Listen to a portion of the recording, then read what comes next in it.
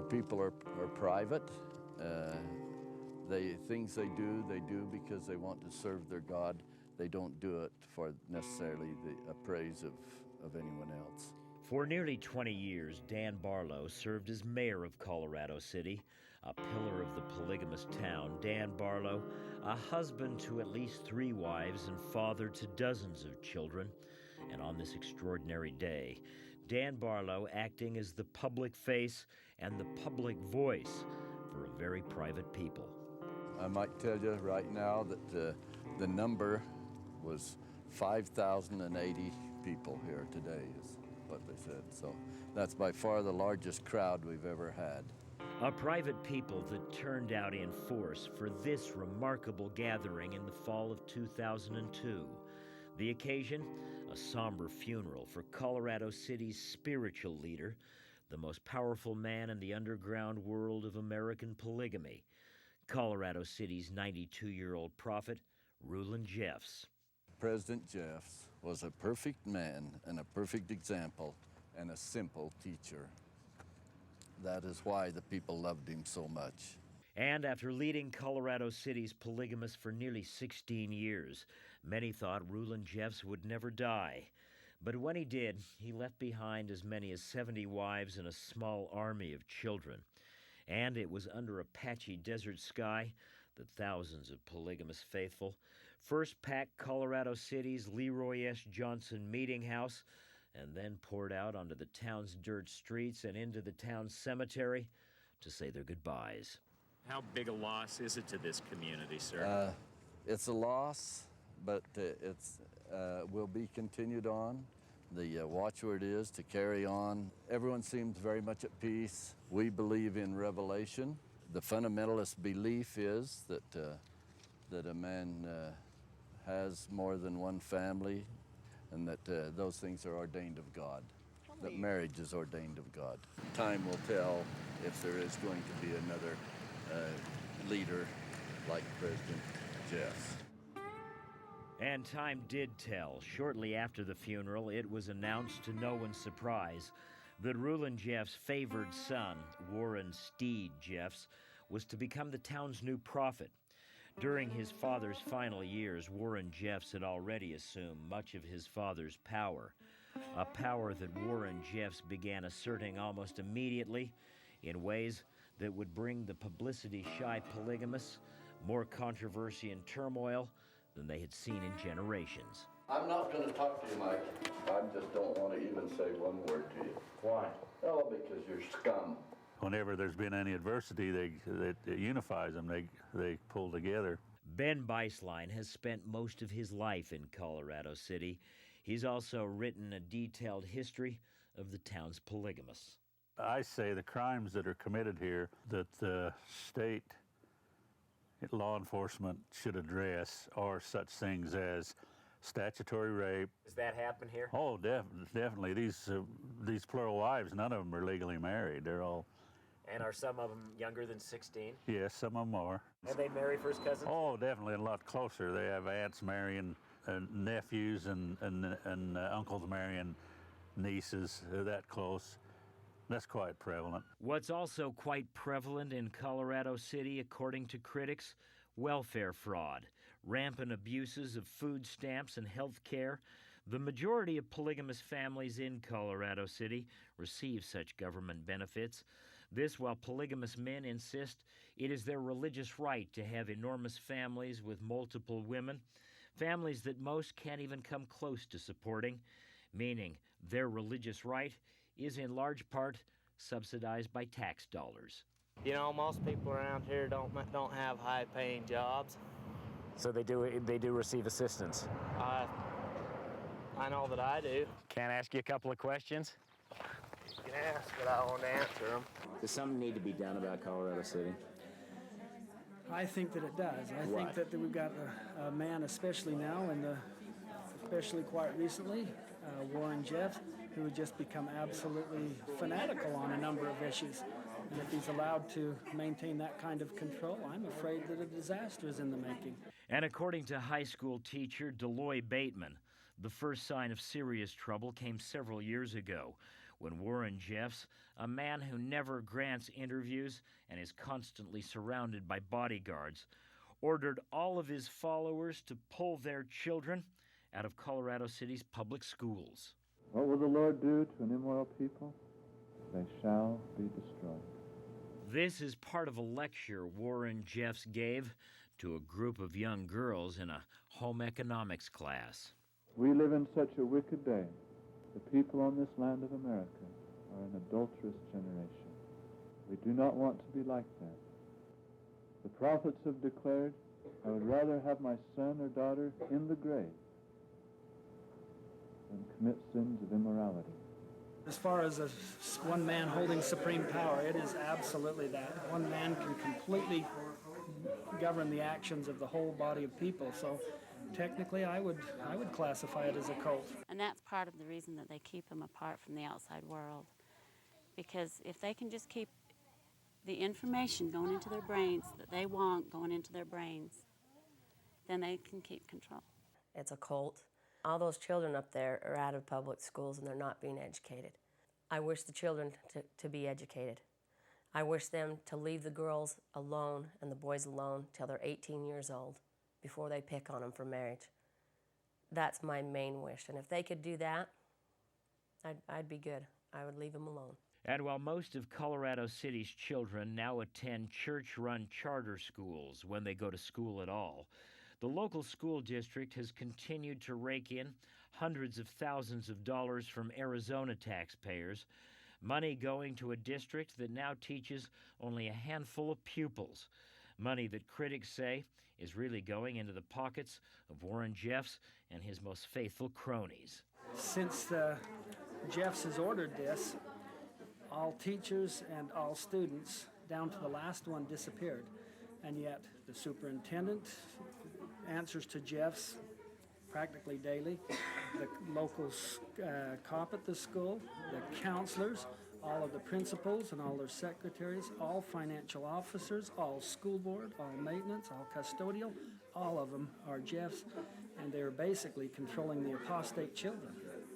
And that's our question. What are they still doing there, controlling apostate children who they figure are sons of Lucifer, essentially? They're using it as a cash cow up there to redistribute funds, public funds, to faithful members of the church. Journalist John Doherty has written extensively about Colorado City's school district and the long-standing polygamous tradition of teaching hatred and distrust of the government while grabbing as much government cash as possible, a practice known among the faithful as bleeding the beast. The only thing that matters to the school district up there is to continue getting state and federal money so they can use it and abuse the system. Oh, on a scale of 1 to 10, you rank about a -35. Alvin Barlow is the town's longtime school superintendent, a polygamous stalwart. Alvin Barlow is the brother of Mayor Dan Barlow. He's also a man never very receptive to the questions of outsiders. Well, I think the invitation from the church to strengthen the home schools and the private schools had a very significant impact on it. You're saying it was an invitation to do homeschooling. Oh, it's been characterized as sort of an edict. Well, that's from the press. I think what you're doing is generally mixing a scrambled report and doing the typical. Well, you tell me. Well, I'm here to get okay, I'll tell you straight. what generally takes place is that someone comes with a pre-written story and they take a monumental mass of misinformation and then grossly overstate it. But critics say it would be hard to overstate just how cruel and isolated Colorado City seems to have become under the control of Prophet Warren Jeffs. Too many children have been exploited, victimized, and discarded. Such children are often scarred for life. And the victims certainly not limited to women and girls. These young men, some of the so-called lost boys, hundreds of young males driven out of Colorado City in recent years by Warren Jeffs and his followers, a move that critics say is designed to reduce the competition for the town's women and girls. He who holds the power to give the wives is supreme power in the place, absolutely. Unfortunately, a lot of this is because the there's not enough girls to go around for them so they can have all the wives they want. Had you had much of an education before you left? No, 6th grade. I did school till 6th grade and then did homeschool for 7th and 8th. 19-year-old William Steed is one of the Lost Boys. Do you feel like you were prepared for the outside world when you left? No, not at all. How are you surviving? I had friends out here that helped me along the way. Yeah. If you hadn't had those friends, what would have happened? I couldn't honestly tell you. I wouldn't be where I'm at now. Yeah, good luck to you. They end up turning to drugs, turning to alcohol, turning to friends that are not good for them, and depression, severe depression. So just mathematically, they need to get rid of boys so one man can have multiple girls, multiple wives. Yeah, make it so that Warren can have 75 wives, and other of Warren's cronies here who are getting to be people that really show a lot of support to Warren here, and they do what he wants here. Then this is how he repays them. He gives them wives. He gives them girls. Hundreds of boys, age 13 and above, have fled or been expelled from this society, and at the demand of its fanatical prophet leader, Warren Jeffs. Successful Salt Lake businessman and former Jeffs follower Dan Fisher, now trying to help the Lost Boys, along with Utah's Attorney General Mark Shurtleff. Now remember the words of Reverend Martin Luther King Jr., who from Birmingham jail said that injustice anywhere is a threat to justice everywhere. My heart goes out to all of these boys. And on hand this day for a rally in support of the Lost Boys on the steps of the Utah State Capitol, Ed Smart, father of kidnapped victim Elizabeth Smart, a young girl stolen from her family, allegedly by a would-be polygamist, a man who reportedly wanted to make Elizabeth Smart his second wife. Is there parallels between what's happened to these boys and what that couple tried to do to your daughter? I think that if there's any parallel there, it's somebody trying to justify their right to do something. And I just don't think using, God told me to is a justification for this type of thing. I just don't accept that, and I can't imagine a God that would do that. But it's not just younger men being ousted. In the last year, Prophet Warren Jeffs has also booted out dozens of older men, including Colorado City's venerable old mayor, Dan Barlow, men who conceivably could pose a threat to the increasingly tyrannical power of Warren Jeffs. This Hitler-like dictator has got to be stopped before he ruins us all and this beautiful town. Former Jeffs follower Ross Chatwin is one of the many ousted men. Ross Chatwin, however, is the only one who refused to leave and who's now putting up a fight. My family and I do not plan on leaving our home anytime soon. I am pleased to report that my wife has committed to stay by my side regardless of Jeff's commandments to leave me. It was ultimately her choice to preserve our family. A lot of people have left their husbands and they're hurt by it. And I'm going to stay by mine. They live under fear. They've just forever lived under fear. And no one dares do anything. The extortion thing where they can be kicked out of their houses if they stand up is terribly. But Ross already received the notice. He'd already been told to leave, and he just had the guts to stand up and say, I'm not going. But for the other men, Warren Jeffs' pronouncement has meant immediate eviction from their lifelong homes, removal from all of Colorado City's church-owned land, and the most stunning consequence, all of the men's wives and all of their children are then taken by Warren Jeffs and given to other men, sort of like passing out playing cards. Families are being destroyed, and children and wives are being assigned to other men. As a result of the edicts of Mr. Jeffs. That's correct. If someone displeases him, these families get taken, the wives and children are taken away from these men, and they are given to other men. Even though there has not been bloodshed, to have families torn apart, children taken from mothers and fathers, mothers taken from their husbands, that's about the worst kind of violence that we can expect in America. And has that happened in the last couple of weeks? That has happened here. And now comes word that Warren Jeffs, under mounting pressure in both Utah and Arizona, is building himself and his most devoted followers a brand new compound just outside the little town of El Dorado, Texas. I don't think they're coming, I think they're here. Activist Flora Jessup blew the whistle on the new compound. Over 1,000 acres of rolling, windswept West Texas, today surrounded by locked gates and no trespassing signs. Land that Warren Jeffs' followers originally claimed in legal documents was to be used as a corporate hunting retreat. We're taking it very seriously, we're looking into it, we're concerned, but we don't infringe on these people's rights as well. I don't care what religion you are, it does not give you the right to rape children. Child abuse, using the guise of religion to cover up the child abuses and the child rapes, no. Utah Attorney General Mark Shurtleff has stated publicly his office is now trying to build a criminal case against Warren Jeffs. No one has the right in the name of religion to force a minor to marry an older man into sexual relationships with those men. No one has the right in the name of religion to declare that women and children are property. No one has the right in the name of religion to deny to Utahns and to Arizonans the rights to an education, to seek a profession, to freely associate, or to own property. A man held a news conference was saying all kinds of nasty things about Mr. Jeffs. We'd certainly like to give him an opportunity to respond. He has no comment. He has no comment. Are you his representative? Well, then how do you know he has no comment? He's not interested in visiting with you. Are you his representative? No. Then how do you know he doesn't? Can we go to, we'd like to go to the door. Can we do that? Or No. Are you a police officer? No. It's private property. Are you his private security? You're not welcome to knock on the door.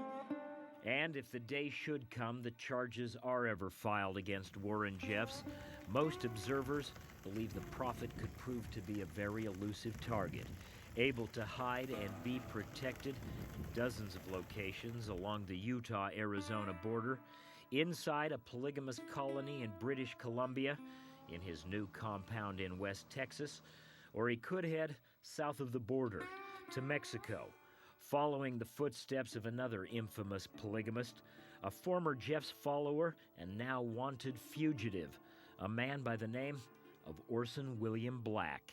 Who is this guy, William Black? He's a religious fanatic. He's a child molester. He's a polygamist.